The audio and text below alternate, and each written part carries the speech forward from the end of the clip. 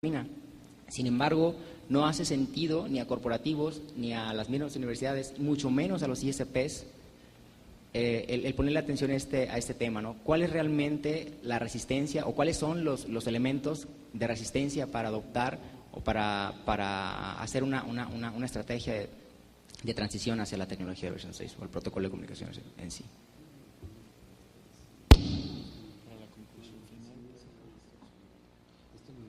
Bueno, está muy simple, rapidísimo. La diferencia fundamental entre IPv4 y IPv6 es muy sencilla. El espacio de direcciones IPv6 es mucho más amplio. Y punto. O sea, Michael puede dar una semana de curso en los detalles de eso, pero la diferencia más sencilla es esa. La segunda, en respuesta a lo que decía Harold, ¿no? ¿Por qué?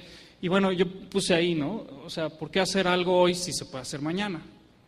Entonces, todavía no encontramos un caso de negocio, digamos, un caso redituable de por qué actualizar infraestructura, invertir en configurar ruteadores, etcétera. Y pues para encontrar un caso de negocios, ¿no? Y no solo en el sentido comercial, sino en el sentido de sustentabilidad, ¿no?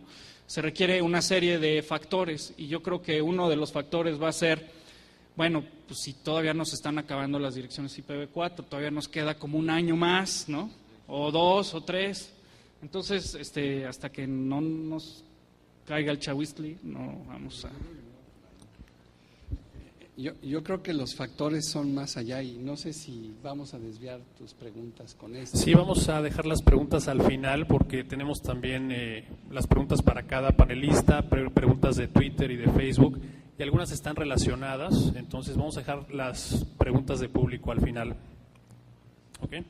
Bien, vamos con la siguiente. ¿Qué pasa si en México no iniciamos la transición hacia IP versión 6? Esta es una pregunta abierta. Carlos.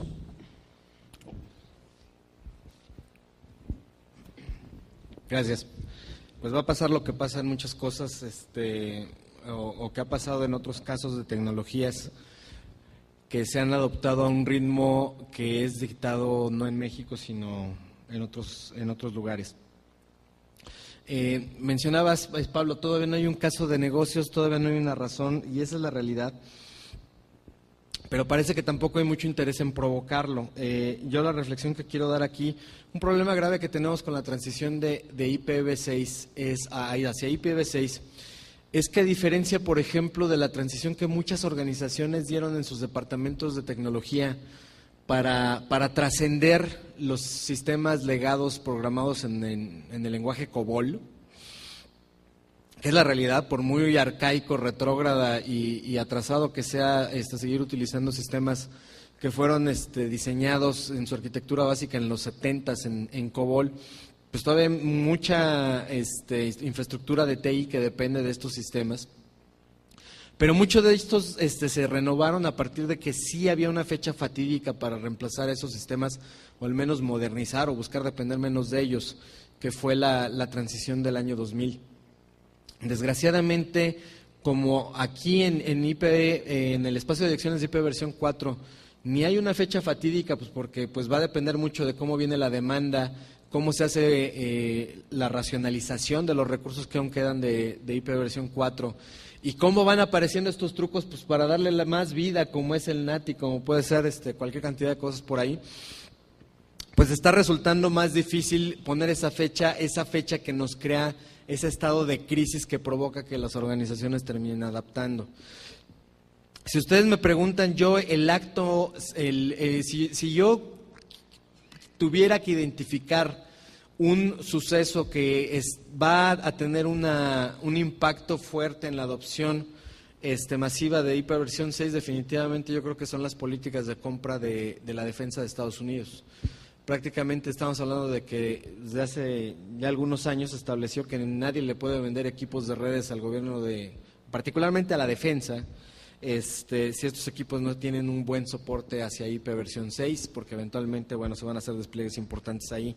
Entonces, este tipo de requerimientos que está estableciendo una agencia de Estados Unidos, pues lo que provoca es que los proveedores de servicios de red, los proveedores de equipo, las mismas universidades se tengan que preocupar en preparar gente, preparar equipamiento, preparar toda esa infraestructura y todo ese ecosistema para facilitar un poquito más desplegar ese tipo de tecnologías.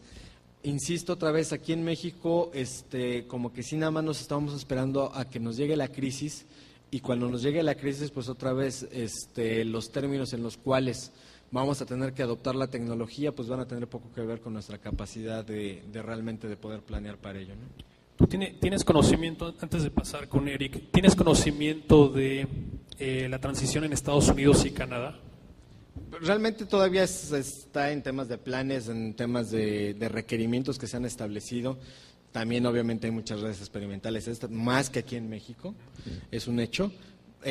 No podemos hablar propiamente de que ya hay muchas implementaciones en producción. Sin embargo, sí podemos decir que hay una conciencia mayor de prepararse y más que de prepararse, de provocar ese cambio, ¿no? Perdón, León Lavidio, ¿vas a contar algo? No. Vamos con Eric. Yo tengo como también en la misma línea de Carlos, pero como otra visión en cuanto a qué está pasando aquí y que tiene que ver justamente con que si hay una fecha fatídica y si la fecha fatídica la puso ahí Pablo, finalmente lo que hemos hecho la mayoría de los mexicanos es esperar, aparte de la fecha fatídica, a los consultores externos.